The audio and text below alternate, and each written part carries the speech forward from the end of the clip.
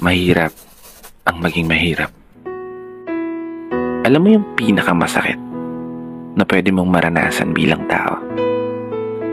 Yun ay ang isilang ka sa mundong ito na wala kang kahit ano. Yung mamulat ka sa mundong to na wala ka ng mga bagay na gustong makita ng mga mata mo. Mga bagay na taglay ng iba. Masaganang buhay na meron ng iba. Na di kaya mo. Na pagkasilang nila, agad na nilang natatamo. Kaya minsan, di ko rin maiwasan na tanungin ang kapalaran. Bakit hindi ko nagawang maranasan? Yung isilang na mayroon kang kahit ano na pwede mong pagkukunan. Meron kang mamanahin. May sariling tahanan. Yung tipong umulan man o umaraw, may laman ng mga plato sa hapagkainan. Pagkakataon na makapag-aral nang hindi ka na nahihirapan, makapagtapos at magkaroon ng maayos na trabaho na siyang isusugal para sa magandang kinabukasan. Oo, mahirap maging mahirap. Pero nagpapasalamat pa rin ako. Dahil sa likod ng kinamulatan kong kahirapan, ay meron akong mga magulang na patuloy na nagsusumikap.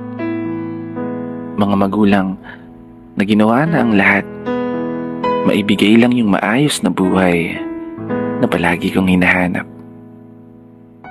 Oo, mahirap maging mahirap.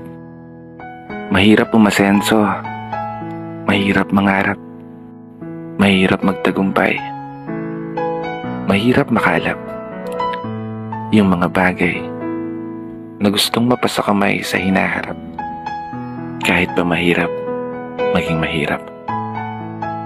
Oo, namulat ako sa mundong to na isa akong mahirap. Pero pinapangako ko sa sarili ko, hindi ako mamamatay ng mahirap. Hindi ako papayag na hindi ko magagawang matupad lahat ng aking mga pinapangarap para sa sarili at para sa aking pamilya at para sa aking mga magulang. Huwag po kayong mag-alala. Ipapanalo to ng anak nyo.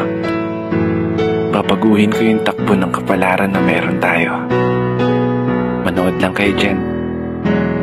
Hindi ko to ipapatalo. Dito na nagtatapos. Naiiyak ako. Kaya isang pagpupugay para sa lahat ng mga tao na patuloy sumasabay sa hamon ng buhay. Ako nga po pala si Brother Matt at ito ang aking munting tula. Sana nagustuhan nyo.